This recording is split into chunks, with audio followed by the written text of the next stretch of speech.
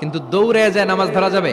খবরদার, ধীরস্থির ভাবে যাবেন। হাঁটার মধ্যে একটা গুরুত্ব দিয়ে তাড়াতাড়ি ধরতে চাবেন, কিন্তু দৌড়ে যাওয়া যাবে নিষেধ করেছেন। অনেক মুসল্লিরা এটা করে। ধরেন মাগরিবের নামাজ, অজুখানাতে মুসল্লিরা অজু করতেছে, ইমাম সাহেব নামাজ শুরু করেছেন, আল কারিআতু মাল কারিআ ওমা আদরাকা মাল কারিআ, মুখস্থ আছে না সবার?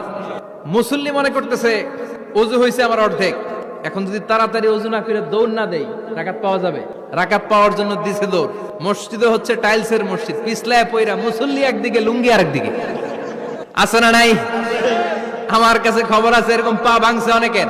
রাকাত ধরার জন্য মুসল্লি তাড়াহুড়ো করে দিছে দৌড়, মুসল্লি একদিকে লুঙ্গি। বিশ্বনবীর কথা মানে নাই, ওটারে ল্যাংড়া বানাইছে কে? আল্লাহ। এজন্য বিশ্বনবী বললেন খবরদার দৌড়ে যাবে না, একামত হয়ে গেলে ধীরস্থির ভাবে যাও।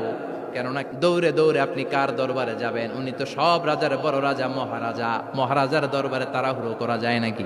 ফিট হয়ে